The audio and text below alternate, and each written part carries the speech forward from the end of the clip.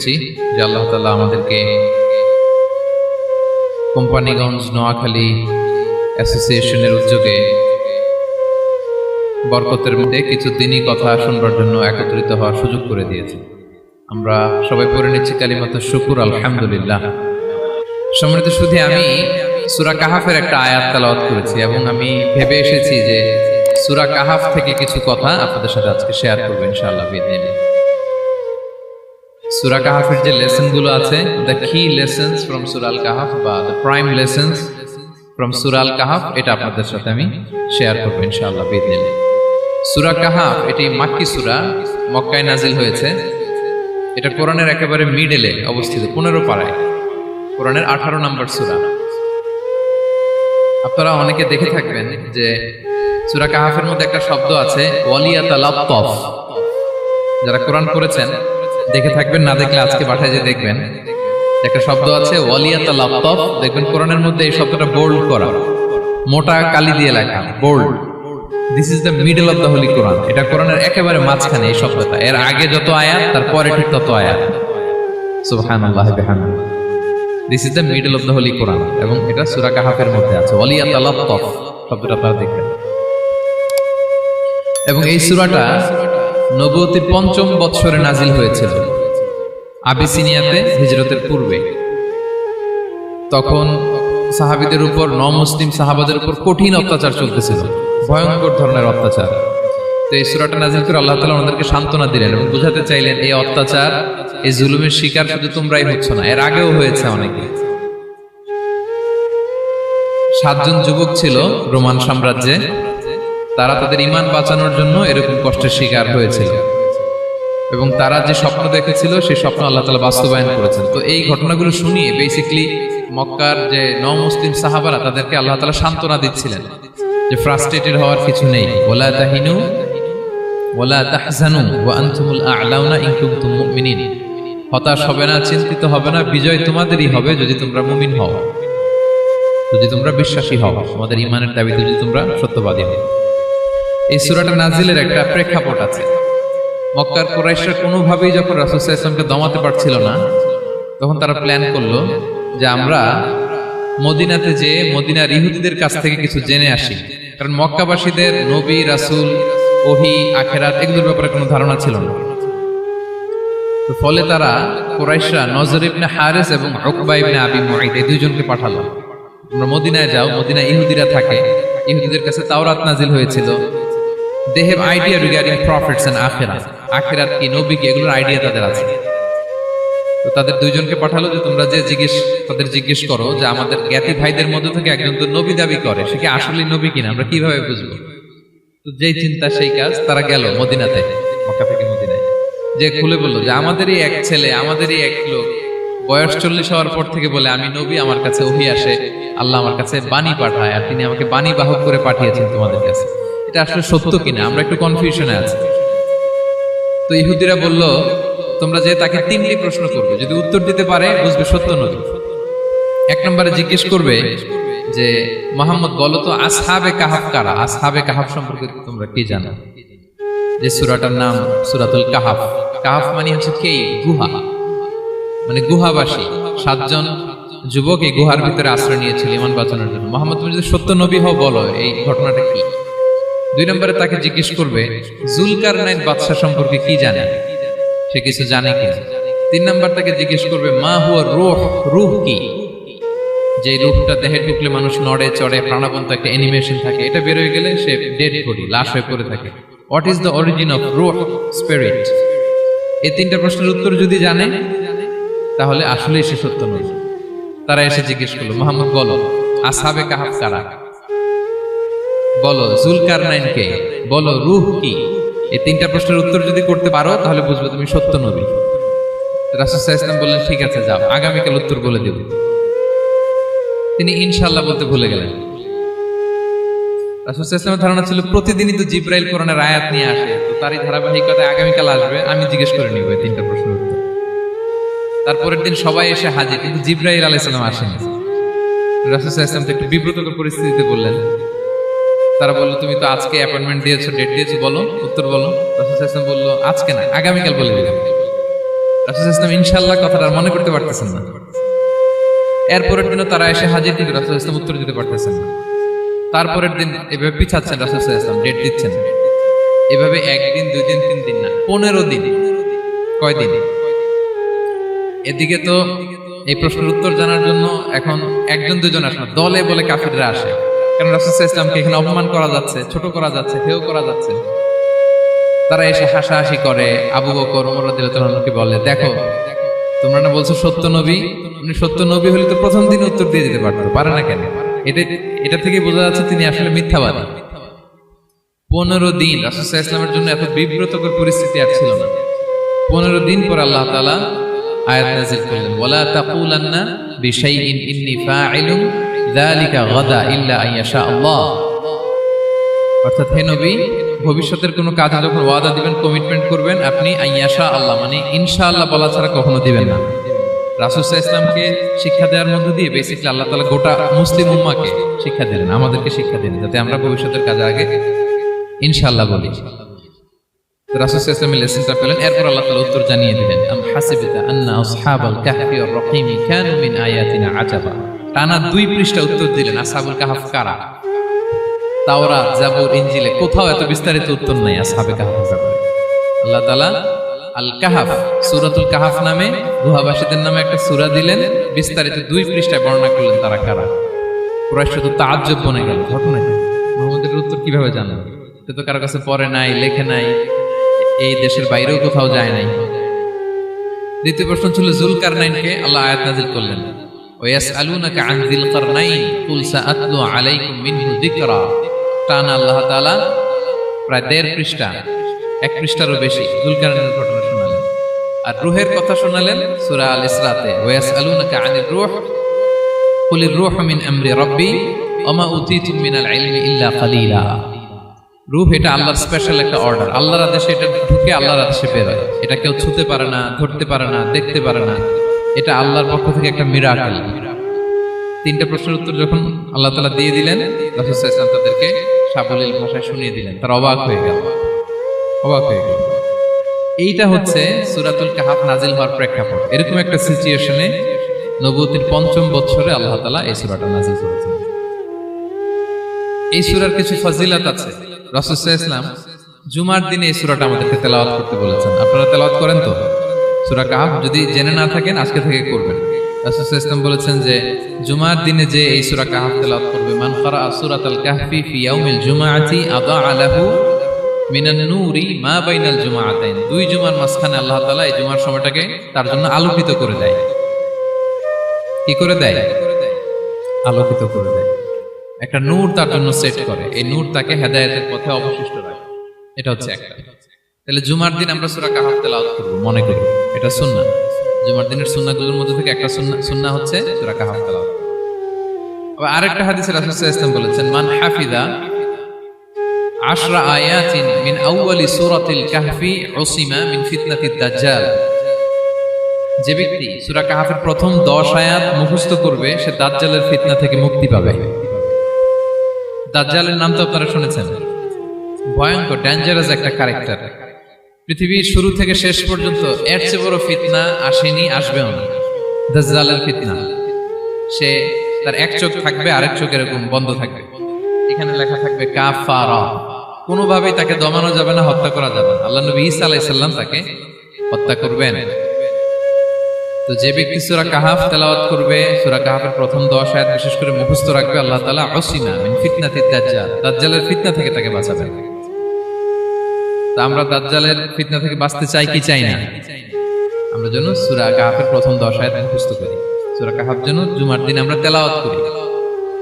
So now the question arises, what is the relationship of Suratul Kahf with Dajjal? দাজ্জালের সাথে সূরা কাহফের রিলেশনটার কারণ কি? একটা মেকানিজম তো এখানে আছে। এত সূরা থাকে, রাসূল সাল্লাল্লাহু আলাইহি ওয়াসাল্লাম কেন বলেন যে সূরা কাহফ পড়লে দাজ্জালের ফিতনা থেকে বাঁচবে? কারণটা কি? এর কারণ হচ্ছে দাজ্জাল আমাদেরকে যে সমস্ত জিনিস দিয়ে ফিতনায় ফেলবে, ওই ফিতনাগুলোর সলিউশন আল্লাহ তাআলা সূরা কাহফের ভিতরে রেখে দিয়েছেন। দাজ্জাল 4টা জিনিস দিয়ে আমাদেরকে ফিতনায় ফেলবে। Trial of faith, 1 number. ঈমানের পরীক্ষায় সে আমাদেরকে ফেলবে, আমাদের বিশ্বাস নিয়ে ছিনিমিনি খেলবে সে। এটার সলিউশন আছে সূরা কাহফ, আমি বলবো আস্তে আস্তে।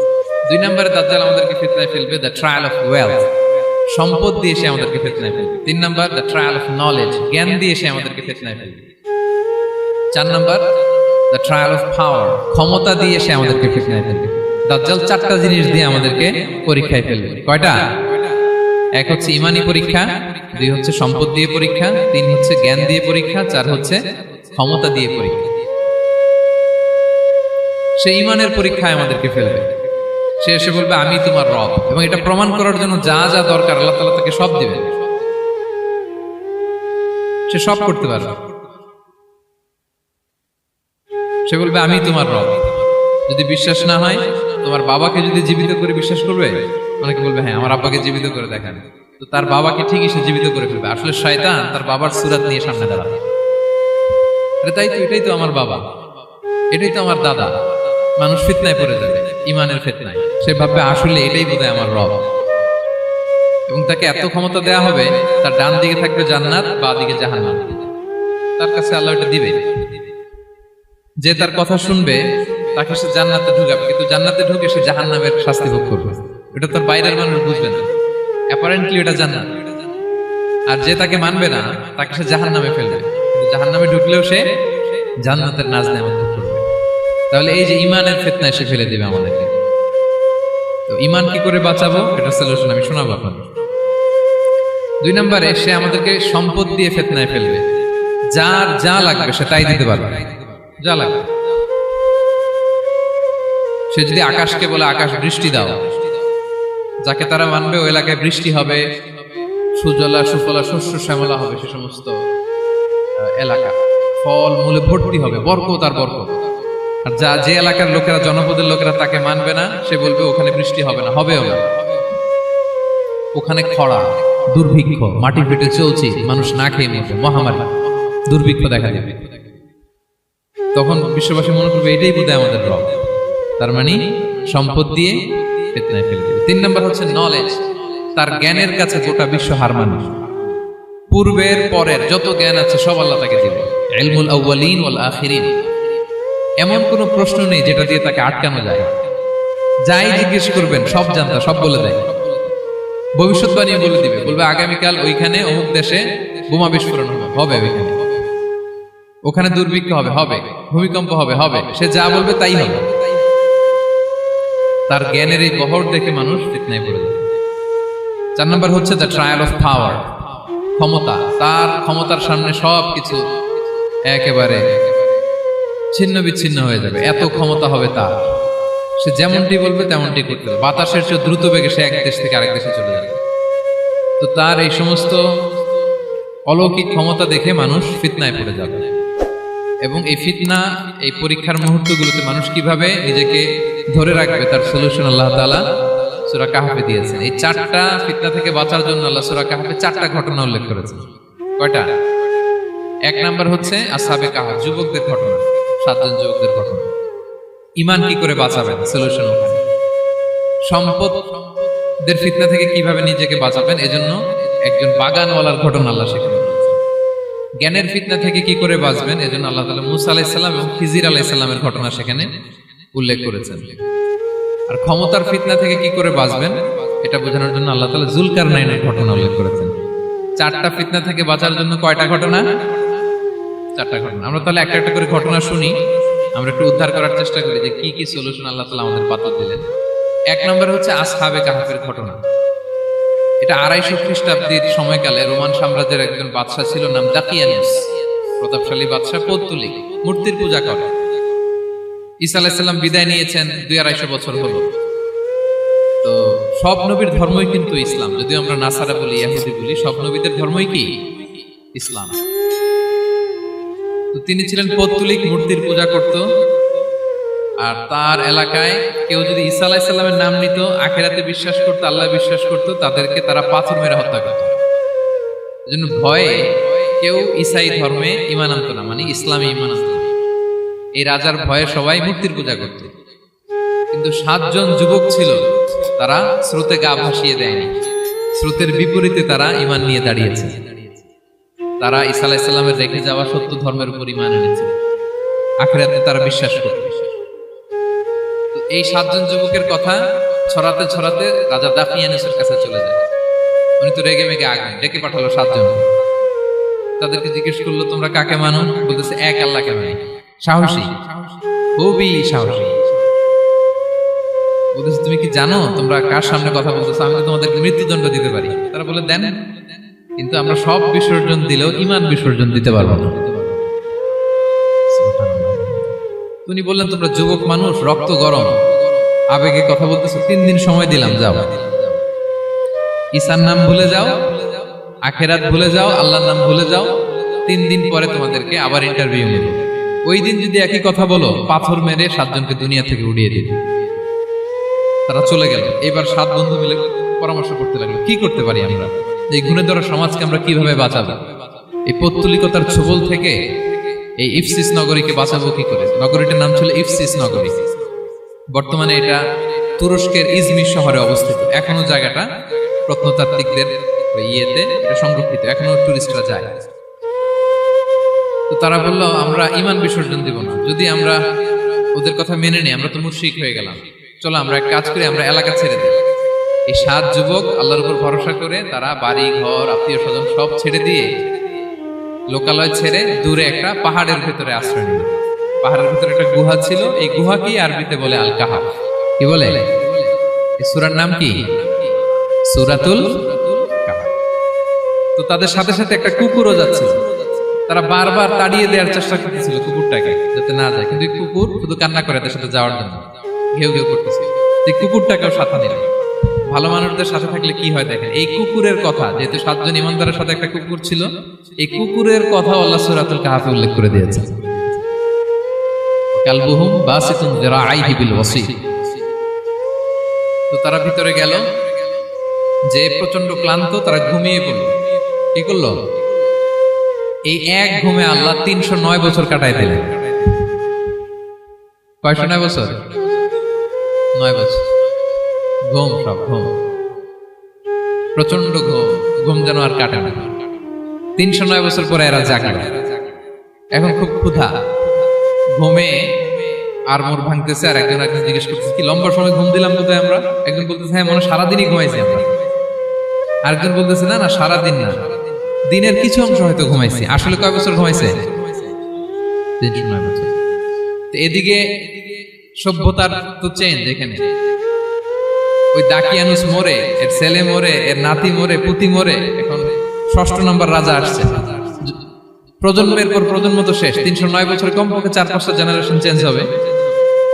জেনারেশন চেঞ্জ হয়ে, এলাকা চেঞ্জ হয়ে, তারা যে স্বপ্ন দেখেছিল এই ইফসিস নগরীতে কালিমার পতাকা উঠবে, তাদের স্বপ্ন আল্লাহ বাস্তবায়ন করেছেন। 309 বছরের ব্যবধানে এই এলাকার সবাই মুসলিম হয়ে গেছে।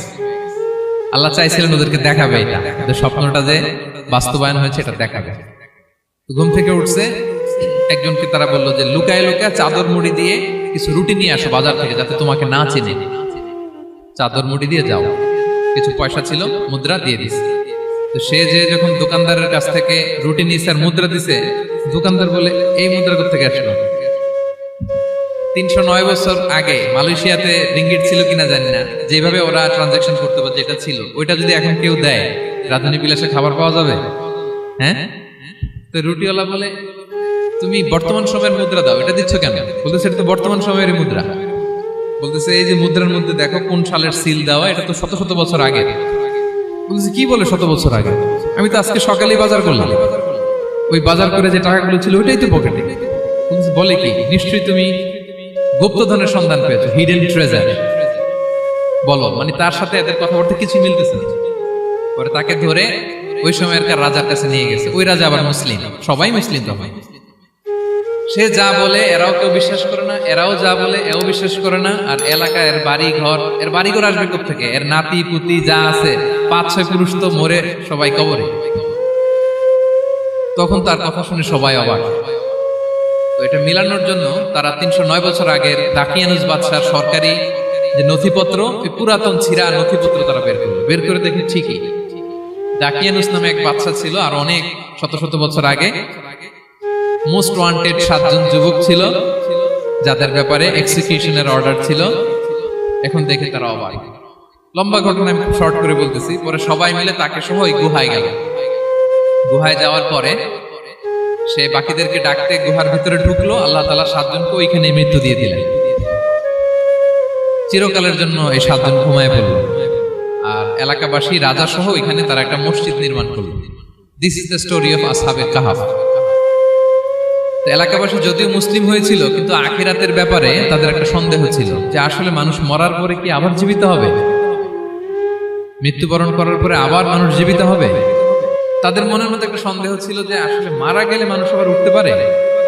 তাদের এই সন্দেহ দূর করার জন্য আল্লাহ তাআলা এই 7 জনকে 309 বছর ঘুম পাড়িয়ে আবার জীবিত করলেন। সুবহানাল্লাহ। তাহলে ঈমান কিভাবে বাঁচাতে হয় এটার প্রেরণা আমরা এই 7 যুবকের কাছ থেকে পাই। এখানে যেটা আমরা শিখি প্রিয় ভাইরা, 1 নম্বর লেসন হচ্ছে আমাদের গুড কোম্পানি লাগবে, রাইটাস পিপল, মানে আমাদের সার্কেলটা ভালো হইতে হবে। তাদের 7 জনের সার্কেলটা খুব ভালো ছিল, ফলে তারা বিপথে যায় না এবং তারা এমন শক্ত সিদ্ধান্ত নিয়েছে যে আল্লাহ তাআলা সেটাতে বরকত দিয়েছেন, গোটা সমাজকে আল্লাহ তাআলা চেঞ্জ করে দিয়েছেন। এটা হচ্ছে 1 নম্বর লেসন। আপনি ঈমান বাঁচাতে হলে আপনার সার্কেল ভালো লাগবে। খুঁজবেন যে এলাকায় যাবেন ওখানে নামাজি সার্কেল কারা আছে, ওখানে জ্ঞানী গুণী সার্কেল কারা আছে, ওখানে ভালো কাজ করতে চায়, একে অপরকে সহযোগিতা করে, কল্যাণের পথের যাত্রী কারা আছে খুঁজতে হবে আপনাকে। খুঁজে ওই সার্কেলে আপনি যুক্ত হবে, তাইলে ঈমান বাঁচানো যাবে। ক্লিয়ার? 2 নাম্বার হচ্ছে conflict between believers and disbelievers it's universal. সত্য মিথ্যার লড়াই এটা চিরন্তন, আজীবন থাকবে। এটা ওনাদেরও ছিল, এখনো আমাদের লড়াই করে যেতে হচ্ছে, আমাদের ভবিষ্যৎ প্রজন্মও করবে। এই লড়াইটা আমরা করে যেতে চাই। কি বলেন? হ্যাঁ, থামা যাবে না? আমরা থামতে আসিনি, আমরা এই লড়াইটা করে যাব। আমরা সত্যের কথা বলেই যাব ইনশাআল্লাহ। বলেন। 3 নাম্বার হচ্ছে যে লেসনটা আমরা পাই, অনেকগুলো লেসন, আমি খুব প্রেসাইজলি বলতেছি। যুবকরা চাইলে একটা সমাজকে পাল্টে দিতে পারে। এই পৃথিবীতে যত বড় বড় বিপ্লব হয়েছে এগুলো যুবকরা এনেছে। তারা হচ্ছে সভ্যতা করার কারিগর। আসহাবে কাহাফ আমাদের এই সময়ের নওজওয়ানদের জন্য প্রেরণা। তারা আমাদের জন্য প্রেরণার বাতিঘর। তারা যেমনি ঈমানকে রক্ষা করেছে, আমাদের যুবকরা চাইলেও তাদের ঈমানি চেতনাতে স্পিরিট দিয়ে সমাজটাকে পাল্টে দিতে পারে। কি বলেন? এখানে বেশিরভাগই তো যুবক। হ্যাঁ, গুড সার্কেলে থাকবেন তো আপনারা? সত্যের পক্ষে সবাই থাকবেন তো?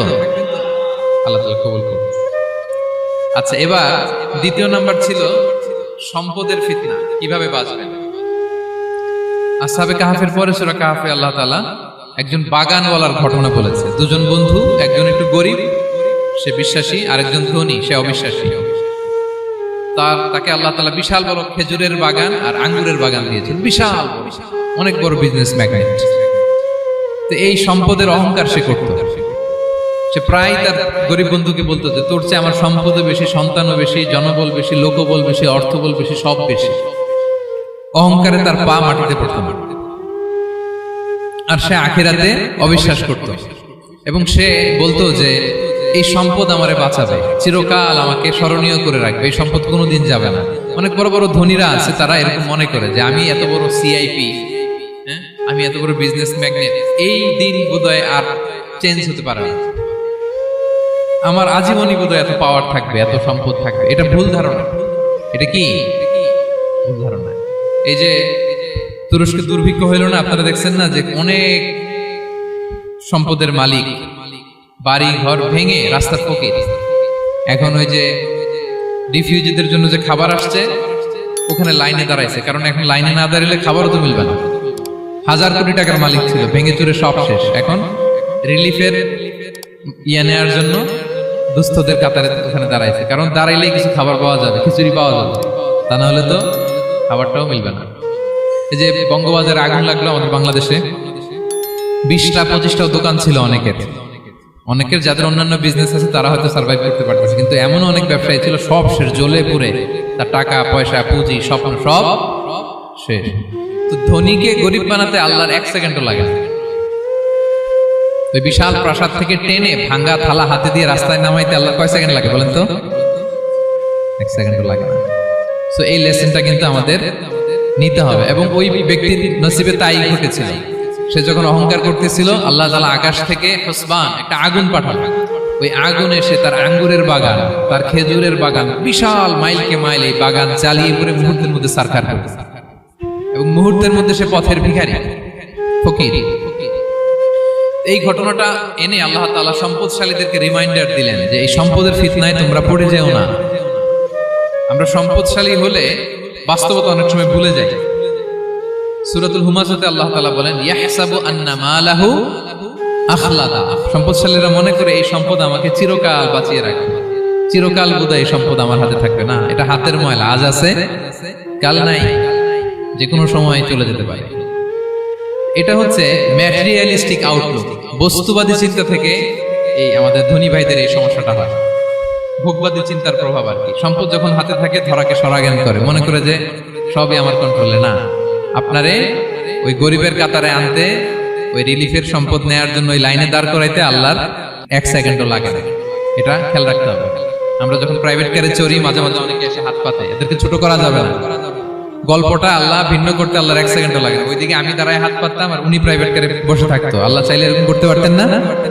পারতেন। তো এখান থেকে আমাদের জন্য শিক্ষা হচ্ছে সম্পদ এটা ক্ষণস্থায়ী, আজ আছে কাল নাই। এটা ক্ষণস্থায়ী, এটাকে এভারলাস্টিং মনে করা যাবে না। এভারলাস্টিং হচ্ছে আখিরাত। ওয়ালাল আখিরাতু খায়রুল লাকা মিনাল উলা। আখিরাত তোমার জন্য দুনিয়ার চেয়ে শ্রেষ্ঠ। এবং আল্লাহ তাআলা দৃষ্টান্ত একটা দিয়েছেন যে দুনিয়ার জীবনটা হচ্ছে কামা, ওই পানির মতো যেটা আনজালনাহু মিনাস সামা, আকাশ থেকে নাজিল করেছি। ওই পানি ক্ষেতের মধ্যে পড়ে ফসল, ফুল ফসল হয়েছে। এরপরে যখন ফসল কাটা হয়, ওই ক্ষেত খামার এগুলো তৃণলতা হয়ে যায়, ভুসির মতো হয়ে যায়। তখন বাতাসের ঝাপটায় একবার এদিকে যায়, একবার ওদিকে যায়। অনেক লম্বা উপমা, আমি সংক্ষেপে বললাম। তো শেষ আউটপুটটা হচ্ছে এটা, সম্পদ এটা মুহূর্তেই চলে যেতে পারে। সম্পদ উপার্জন জায়েজ আছে, মুসলিমরা সম্পদ উপার্জন করতে পারবে, কোনো অসুবিধা নাই। আপনি যদি ধনী হন এটা ভালো, ফলে আপনি যাকাত দিতে পারবেন, অসহায় দুস্থদের সহায়তা করতে পারবেন, কন্ট্রিবিউট করতে পারবেন। আপনি সম্পদ হাতের মুঠোয় নেবেন, কন্ট্রোল করবেন, কিন্তু এই দিকে স্থান দিবেন না। দ্যাটস ইট, তাহলেই হবে। আমরা সম্পদ কি করতে পারবো? উপার্জন করতে পারবো, কিন্তু হৃদয়ে স্থান দিতে পারবো না। হৃদয়ে স্থান থাকবে আখিরাতের। এই মাইন্ডসেট যদি আপনি গড়ে তোলেন, তাহলে সম্পদের ফিতনা আপনি কখনো করবেন না। এই পয়েন্টটা কি ক্লিয়ার সবার? ক্লিয়ার। 3 নাম্বার ফিতনা ছিল কিসের ফিতনা দেখি কে বলতে পারে? প্রথমটা হচ্ছে বিশ্বাস বা ঈমানের ফিতনা, 2 নাম্বার হচ্ছে সম্পদের ফিতনা, 3 নাম্বার জ্ঞানের ফিতনা। জ্ঞানেরও কিন্তু ইলমেরও একটা গরম আছে। যার ইলম আছে তার মধ্যে এই সমস্যাটা কাজ করে। সেটার জন্য আল্লাহ তাআলা মুসা আলাইহিস সালাম, খিজির আলাইহিস সালামের ঘটনা বলেন। আমি খুব সংক্ষেপে বলবো, সময় কম।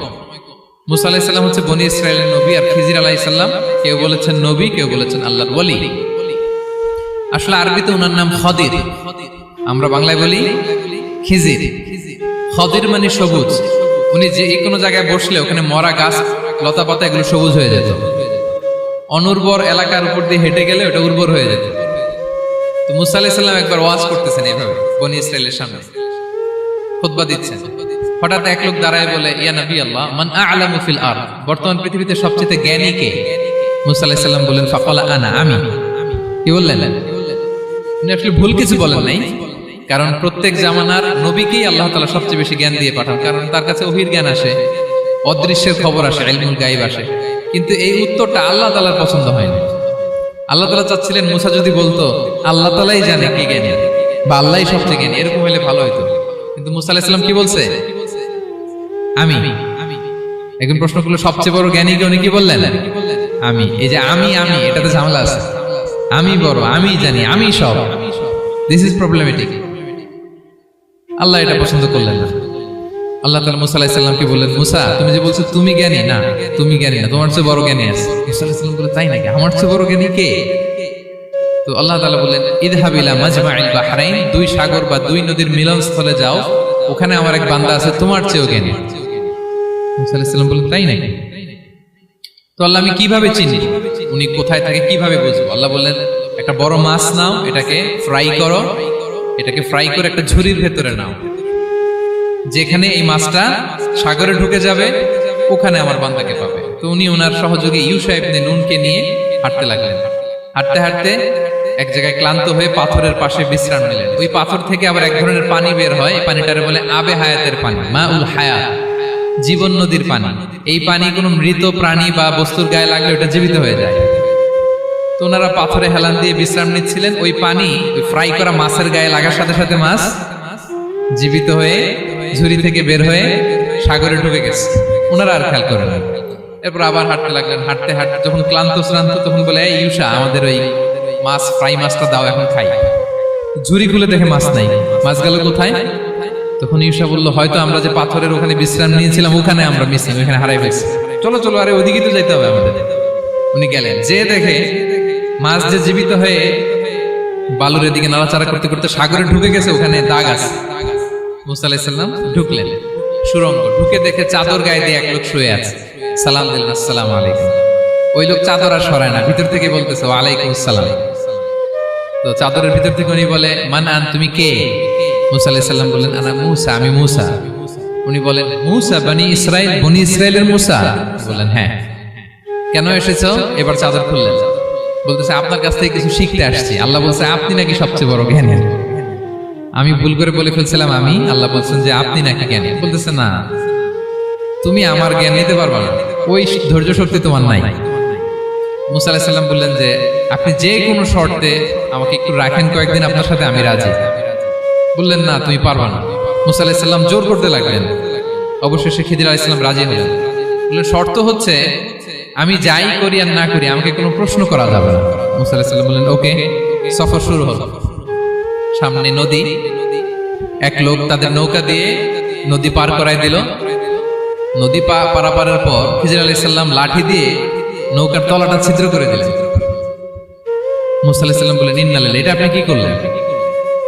ওরা আমাদেরকে নদী পার করে দিল, আর যে ভাড়াটা আসছিল এটাও নিল না, আমাদেরকে সম্মান দেখালো, আপনি নৌকা ছিদ্র করে দিলেন। খিজির আলাইহিস সালাম বলছে, এই যে আমি বলছিলাম না তুমি ধৈর্য ধারণ করতে পারবো না, যাও তোমার রাস্তায়, তুমি আমার রাস্তায় নেই। মুসা আলাইহিস সালাম আবার ক্ষমা চাচ্ছেন যে আপনি আমার ক্ষমা করেন, আমি তো ভুলে গেছি, আর প্রশ্ন করবেন না। চলতে লাগলেন। হঠাৎ বাচ্চারা খেলতেছে, এক বাচ্চাকে ধরে হত্যা করলেন খিজির আলাইহিস সালাম। এবার তো মুসা আলাইহিস সালাম রেগে গেছে, আপনি করলেনটা কি? নিষ্পাপ ফুলের মতো শিশুকে হত্যা করলেন। খিজির আলাইহিস সালাম বলে, এই যে আমি জানতাম যে তুমি ধৈর্য ধারণ করতে পারবে না, তোমার রাস্তা এক, আমার রাস্তা এক, যাও। এবার মুসা আলাইহিস সালাম করজোর করতেছে যে this is the last chance, একটা ফাইনাল চান্স দেন, একটা সুযোগ দেন, আর আমি প্রশ্ন করব, এটাই লাস্ট। বললেন, ওকে, ঠিক আছে। হাঁটতে হাঁটতে এক ইহুদি বসতির সামনে যে হাজির। দুজনই খুব ক্ষুধার্ত, খাবার চাইলো, এরা আবার কৃপণ, খাবার দিল না। তো খিজির আলাইহিস সালাম বললেন, ঠিক আছে, খাবার যেটা দিচ্ছেন আমরা চলে যাই। যাওয়ার পথে দেখতেছে এই এলাকার একটা দেয়াল ভেঙে পড়ে যাবে। উনি বললেন, মুসা চলো এটা ঠিক করে দেই। দুইজন মিলে প্রচন্ড ক্ষুধায় এটা সেটা এনে দেয়ালটা তৈরি করতেছে। মুসা আলাইহিস সালাম তো এমনি রাগী, পেটে আবার ক্ষুধা, আবার বলছে কিছু বলাও যাবে না। তিনি এবার আর প্রশ্ন করেন, বলতেছে ওরা এত কিপটামি করলো আর আপনি এটা করে দিলেন, আপনি তো চাইলে এটা টাকা নিতে পারতেন, পারিশ্রমিক নিতে পারতেন চাইলে। এই কথা বলার পর খিজির আলাইহিস সালাম বললেন, হাযা ফিরাকু বাইনি ওয়া বাইনি, এখানেই তোমার আর আমার সেপারেশন, আর সামনে আগানো যাবে না, তোমার কোনো ধৈর্যই নেই। তো এতটুকু তোমাকে আমি বলি যে আমি একটাও আল্লাহর আদেশ ছাড়া করি নাই, আল্লাহর আদেশে আমি করেছি। কি? এক নম্বর হচ্ছে ওই যে আমাদের ভাড়া নিতে চাইলো না, আমাদেরকে পার করে দিল, নৌকাটা ছিদ্র করেছি কারণ এই এলাকায় একজন জালিম বাদশাহ আছে, সে নৌকা পেলেই গরিব মাঝিদের নৌকা সিজ করে নিয়ে যায়। এটাকে যখন তলায় ছিদ্র করে দিছি, এই রাজার লোকেরা এসে দেখবে যে এটা তলা ছিদ্র, পানি ঢুকতেছে, এটা নিবে না, ওরা পরে সামহাও এটা রিপেয়ার করে চালাইতে পারবে। মুসা আলাইহিস সালাম বলে, সুবহানাল্লাহ, তাই তো, এটা তো আমি বুঝতে পারি নাই। আর ওই ছোট শিশুটাকে হত্যা করছি, ও অনেক বড় জালিম হবে এলাকা, তার ফিতনায় এলাকাবাসী তটস্থ থাকবে, সে তার মা বাবাকেও জাহান্নামে নেবে। এজন্য আল্লাহ তাআলা আদেশ দিয়েছেন আমাকে, আল্লাহর আদেশে আমি তাকে হত্যা করেছি। মুসা আলাইহিস সালাম বললেন, তাই তো, এটা তো অনেক ভালো কাজ করছেন। বলতেছে, তাহলে ওইটা বলেন, খাবারও দিল না, এত কৃপণ, এদের দেয়াল কেন ঠিক করতে গেলেন আপনি? তখন তিনি বললেন যে আসলে এটা একটা ইয়াতিমদের ঘর ছিল, দুইটা ইয়াতিম শিশু, তাদের বাবা মা খুব ভালো ছিল, আর এই দেয়ালের নিচে আছে গুপ্তধন, এই দেয়ালটা পড়ে যাবে, এই গুপ্তধন তারা ছোট মানুষ নিতে পারবে না, এলাকাবাসী তাদেরকে বঞ্চিত করে নিয়ে যাবে। আমি দেয়াল গড়ে দিলাম যাতে করে তারা যখন প্রাপ্তবয়স্ক হয় নিজেদের সম্পদ নিজেরা বুঝে নিতে পারে। সুবহানাল্লাহ ওয়া বিহামদিহি। মুসা আলাইহিস সালাম বলে, তাই তো, এগুলো তো আমি বুঝতে পারি নাই। তো এই ছিল খুব সংক্ষিপ্ত পরিসরে মুসা আলাইহিস সালাম খিজির আলাইহিস সালামের ঘটনা। তো রাসূল সাল্লাল্লাহু আলাইহি ওয়াসাল্লাম বুখারীতে একটা চমৎকার কথা বলেছেন, তিনি বলেছিলেন, ওয়াদিদনা আন্না মুসা সাবার হাত্তা ইউকাসসা আলাইনা মিন আমরিহিমা। রাসূল সাল্লাল্লাহু আলাইহি ওয়াসাল্লাম বলেছিলেন, ইস, আমার ভাই মুসা যদি আরেকটু ধৈর্য ধরতো তাহলে আরো কিছু অজানা তথ্য আমরা জানতে পারতাম। এখান থেকে, এই ঘটনা থেকে আমরা কি শিখলাম? প্রথম যেটা আমরা শিখলাম, জ্ঞান নিয়ে বড়াই করতে নেই, ঠিক কিনা? জানার কোনো শেষ নেই, জাননেওয়ালার উপরও জাননেওয়ালা আছে, জ্ঞানের উপরও জ্ঞানী আছে। আপনি কিছু জেনেই মনে করবেন না আমি সব জানি। আপনার চাইতে বেশি জ্ঞানী অনেকে আছে। অনেক সময় বক্তার চাইতে শ্রোতারা অনেক জ্ঞানী। হয়তো এখানে এমন অনেক জ্ঞানী লোক আছে যার ধারে কাছেও আমরা কেউ নেই, হতে পারে। সো আমি সব জানি, এটা ভুল, এটা শয়তান বলে। এটা কে বলে? শয়তান বলে। আবু নাওয়াস একটা কবিতা লিখেছেন, ওয়াকুল্লি মান ইয়াদঈ ফিল ইলমি ফালসাফাতান হাবাসতা শাইআন ওয়া গাবাত আনকা আশিয়াউ। কেউ যদি বলে আমি সব জানি, তুমি তাকে বৃদ্ধাঙ্গুলি দেখিয়ে বলো আপনি কিছুই জানেন না। আপনি অল্প কিছু জেনেছেন, জানার এখনো অনেক বাকি। তাহলে মুসা আলাইহিস সালামের এই ঘটনা জিজ্ঞেস করা হলো কে জ্ঞানী, উনি বললেন আমি জ্ঞানী। এরকম কি আমরা কখনো বলবো না? সবচাইতে বড় জ্ঞানী কে? ওয়া ফাওকা কুল্লি যী ইলমিন আলিম। সবচাইতে বড় জ্ঞানী আল্লাহ তাআলা। সো জ্ঞান নিয়ে আমরা অহংকার করব না। 2 নম্বর যে শিক্ষাটা আমরা পাই, ওই যে নৌকা দিয়ে পারাপার হচ্ছিল, তখন একটা চড়ুই পাখি এসে সাগরের মধ্যে মুখ দিয়েছিল। তো খিজির আলাইহিস সালাম বললেন, মুসা তুমি কি চড়ুই পাখিটা দেখতে পাচ্ছ? হ্যাঁ দেখতে পাচ্ছি। চড়ুই পাখিটা যে সাগরে মুখ দিলে দেখতে পাচ্ছ? হ্যাঁ দেখতে পাচ্ছি। তখন খিজির আলাইহিস সালাম বললেন, চড়ুই পাখিটা সাগরে মুখ দিয়ে পানি খাওয়ার পরে চড়ুই পাখির ঠোঁটে বা চঞ্চুতে যতটুকু পানি লেগে আছে, এই পানিটা হচ্ছে তোমার, আমার এবং মহাবিশ্বের আমাদের সকলের জ্ঞান। আর এই মহাসাগরের সকল পানি হচ্ছে আল্লাহ তাআলার জ্ঞান। আল্লাহ তাআলা বলেছেন, ওমা উতিতু মিনাল ইলমি ইল্লা কালিলা। আমি তোমাদেরকে একেবারে অল্প জ্ঞান দিয়েছি, একেবারে অল্প। এই রহস্যে ঘেরা এই মহাবিশ্বের অনেক কিছু আমাদের অজানা। প্রিয় ভাইরা, আমরা অনেক কিছু জানি না, আমাদের এই লিমিটেড নলেজ এগুলো ধরে না, তারপর আমরা জ্ঞানের বড়াই করি। আপনারা উপমাটা বুঝতে পারছেন? একটা নৌকা থেকে চড়ুই পাখি ঠোঁট দিয়ে পানি খাচ্ছে, পানি খাওয়ার পরে স্বভাবতই চড়ুই পাখির ঠোঁটে একটু পানি তো লাগবে। খিজির বললেন যে এই পানিটা হচ্ছে তোমার, আমার, পৃথিবীর সবার জ্ঞান। আর এই সাগরের বাকি পানিগুলো কার জ্ঞান? এবার বুঝতে পারছেন আল্লাহ তাআলার জ্ঞানের পরিধি। আমরা জ্ঞান নিয়ে যেন কখনো কি না করি, বড়াই না করি। জ্ঞান 2 ধরনের, একটা বাহ্যিক জ্ঞান, একটা অন্তর্নিহিত জ্ঞান। External knowledge, internal knowledge. আমরা যখন কোরআন হাদিস পড়ি আমাদের বাহ্যিক জ্ঞান অর্জন হয়। কোরআন হাদিস পড়লেই আপনি জ্ঞানী হয়ে জানেন। এটা কোরআন হাদিস পড়তে হয়, এটা ডাইজেস্ট করতে হয়, এটার উপর আমল করতে হয়। এই জ্ঞান অর্জন শেষে এরপরে আল্লাহর প্রিয় বান্দাদেরকে আল্লাহ অন্তরে ইলমের নূর দেন, ইলহাম দেন। That is the knowledge, that is the pure knowledge. আপনি হাফেজে কোরআন হয়ে ভাবেন না আপনি সব জানেন, আপনি বুখারী মুখস্থ করে ভাবেন না সব জানেন। এই সব জ্ঞান অর্জন করার পরে ইলমের নূর হাসিল হয়, সেটা আল্লাহ সবারে দেয় না। সো এই অন্তর্নিহিত জ্ঞান, দূরদৃষ্টি, farsightedness, that is the pure knowledge. এটার জন্য বছরের পর বছর, যুগের পর যুগ সাধনা করতে হয়। সেটার জন্য এই জ্ঞান অর্জনের জন্য 3টা জিনিস করতে হয় ইলমের নূর অর্জনের জন্য। কয়টা? 1 হচ্ছে বিনয়, 2 হচ্ছে সফর, 3 হচ্ছে সবর। আবার বলি, 1 হচ্ছে বিনয়, 2 হচ্ছে সফর, 3 হচ্ছে সবর। আল্লাহ তাআলা আল্লাহর নবীকে তাওরাত দেওয়ার পরেও আরো ট্রেনিং সেশন করাইছেন খিজির আলাইহিস সালামের কাছে। যাও, ওনার কাছে গেলে তুমি ছোট হবা, নত হবা। জ্ঞান যদি আমি নিতে চাই আমাকে ছোট হইতে হবে। ধরেন একটা গ্লাস থেকে একটা খালি গ্লাসে পানি ঢালবো, তো যেটাতে নেওয়া হবে এটা উপরে থাকলে হবে? যে গ্লাসটার মধ্যে পানি আছে এটা উপরে থাকবে, ওইটা ব্ল্যাঙ্ক গ্লাসের মধ্যে পড়বে। আপনি নলেজ, ইলম নিতে চাইলে আপনাকে নিচে থাকতে হবে, উনি উপরে থাকবে। আপনার শায়েখ আপনাকে দিবে, আপনার উস্তাদ আপনাকে দিবে, আপনার মুর্শিদ আপনাকে দিবে। বুঝতে পেরেছেন? তাহলে আমাদেরকে হাম্বলনেস লাগবে। শিখতে হইলে হাম্বল হইতে হয়, বিনয়ী হইতে হয়। আচ্ছা, 2 নাম্বার সফর করতে হয়। এটা আল্লাহ মুসা আলাইহিস সালামকে দিয়ে করাইছেন, যাও পিছে পিছে উস্তাদের পিছে পিছে ঘুরো। তো এজন্য সফর করতে হয়। এখন ঘরে বসে অনেক কিছু জানা গেল, উস্তাদের সান্নিধ্য লাগে, সফর করতে হয়। আমাদের ক্লাসিক আলেমরা হাদিস কালেকশনের জন্য শহরকে শহর সফর করতেন। এখন আমাদের আলেমরা দেওবন্দে যায়, মিশরে যায়, মদিনায় যায়। এখানকার মালয়েশিয়ান স্টুডেন্টরা দেশে বিদেশে যে নলেজ অর্জন করে। সফর আপনাকে লাগবে। তাহলে বিনয়, সফর, 3 নম্বরে কি? সবর। ধৈর্যশীল হইতে হবে। দেখেন মুসা আলাইহিস সালাম বারবার প্রশ্ন করে ফেলতেছেন, বারবার ওয়াদা ভঙ্গ করতেছেন। এরকম করলে হবে না, ধৈর্য লাগবে। ধৈর্যের বলে বলিয়ান হলে তখনই আপনার মধ্যে ইলম আসবে। তাহলে জ্ঞানের ফিতনায় পড়ার আর আমাদের কোনো সম্ভাবনা আছে? আমরা বিনয়ী হব, আমরা জ্ঞান আল্লাহর দিকে ফিরাই দেব। আমরা বলবো উনি সবচেয়ে ভালো জানেন। পারা যাবে তো ইনশাআল্লাহ? আচ্ছা, আমি একেবারে শেষ পর্যায়ে চলে আসছি, 2 মিনিটের মধ্যে শেষ করে দিচ্ছি। 3 নাম্বার ছিল কিসের ফিতনা? 4 নাম্বার ক্ষমতার ফিতনা। এই ফিতনা থেকে বাঁচার জন্য সর্বশেষ আল্লাহ তাআলা যুলকারনাইনের ঘটনা বলেছেন। অনেক বড় বাদশা ছিলেন, পৃথিবীতে 4 জন বাদশা গোটা বিশ্ব শাসন করেছেন, 2 জন কাফির 2 জন মুমিন। কাফির একজন হচ্ছে নমরুদ, যিনি ইব্রাহিম আলাইহিস সালামকে আগুনে ফেলেছিলেন, আরেকজন হচ্ছে বখতে-নাসার, যাকে ইংরেজিতে বলে নেবুচারনেজার দ্য সেকেন্ড, দ্বিতীয় নেবুচারনেজার। তারা কোনো নির্দিষ্ট এরিয়ার বাউন্ডারির বাদশা না, গোটা বিশ্বের বাদশা ছিলেন। এই 2 জন কাফির। আর 2 জন বাদশা ছিলেন গোটা বিশ্বকে শাসন করেছেন, তারা ছিলেন মুমিন। একজন হচ্ছে সুলাইমান আলাইহিস সালাম, আল্লাহর নবী, আরেকজন হচ্ছে যুলকারনাইন, গোটা বিশ্ব শাসন করেছেন, প্রাচ্য থেকে পাশ্চাত্য সব জায়গায় তিনি গিয়েছেন, ইসলামের বাণী প্রচার করেছেন, জালিমদেরকে শায়েস্তা করেছেন।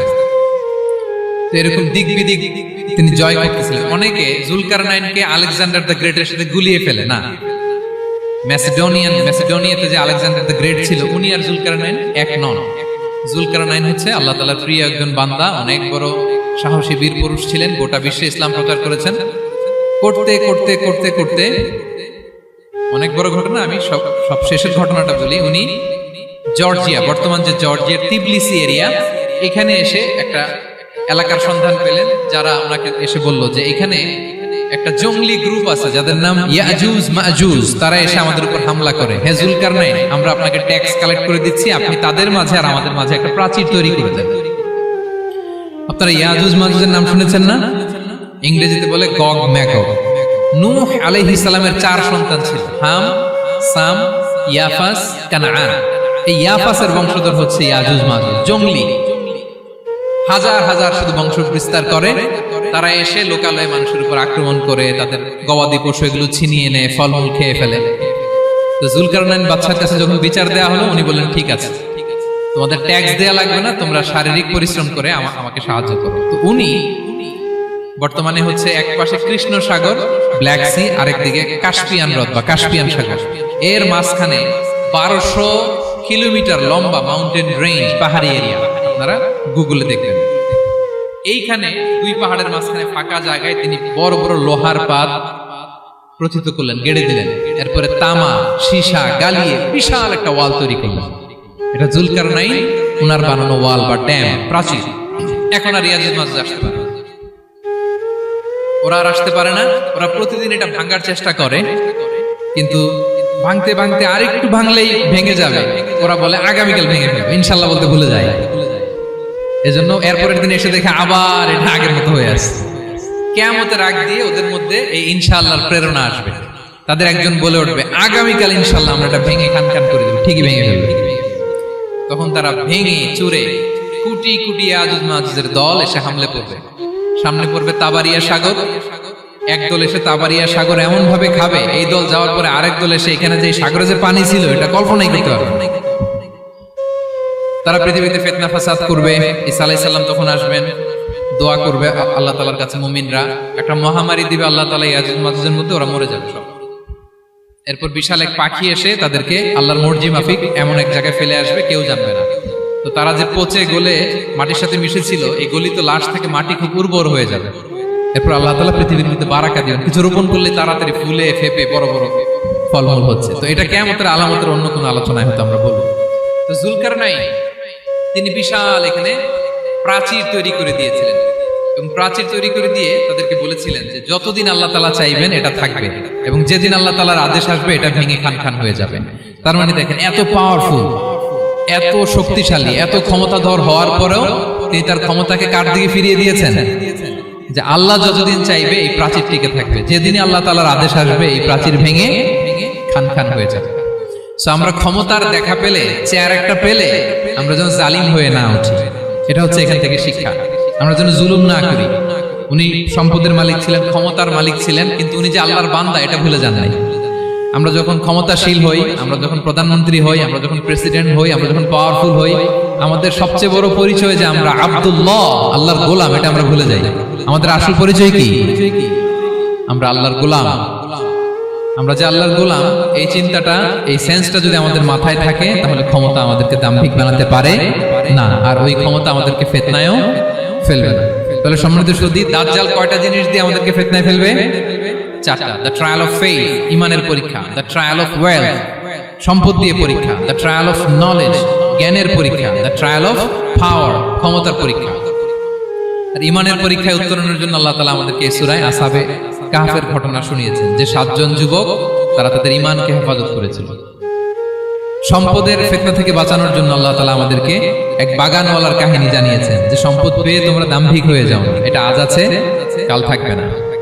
জ্ঞানের পরীক্ষা থেকে আমাদের মুক্তির জন্য আল্লাহ তাআলা অনেক বড় করে আল্লাহ নবী মুসা আলাইহিস সালাম এবং খিজির আলাইহিস সালামের ঘটনা শুনিয়েছেন, আমাদের বুঝিয়েছেন যে আমাদেরকে বিনয়ী হতে হবে, জ্ঞানের জন্য সফর করতে হবে এবং সবর করতে হবে।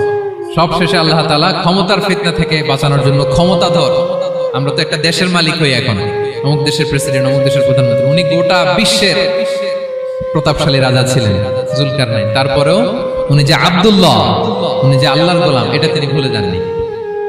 তাহলে এইভাবে যদি আমরা এই ফিতনাগুলো থেকে বাঁচার চেষ্টা করি, তাহলে এই ফিতনা থেকে আমরা বেঁচে থাকতে পারবো। এবং দাজ্জাল যদি এই মুহূর্তেও আসে, সে আমাদেরকে বিভ্রান্ত করতে পারবে না। পারবে? পারবে না ইনশাআল্লাহ। ইনশাআল্লাহ বলেন। আর ভবিষ্যতের সব কাজের আগে আমরা সবসময় কি বলবো? মনে থাকবে সবার? আল্লাহ তাআলা আমাদের সবাইকে কথাগুলো বোঝার ও আমল করার তৌফিক দান করুন। হাযা মা ইনদি ওয়াল ইলমু ইনদাল্লাহ আলাইহি তাওয়াক্কালতু ওয়া ইলাইহি উনীব। ওয়াসসালামু আলাইকুম ওয়া রাহমাতুল্লাহি তাআলা ওয়া বারাকাতুহু।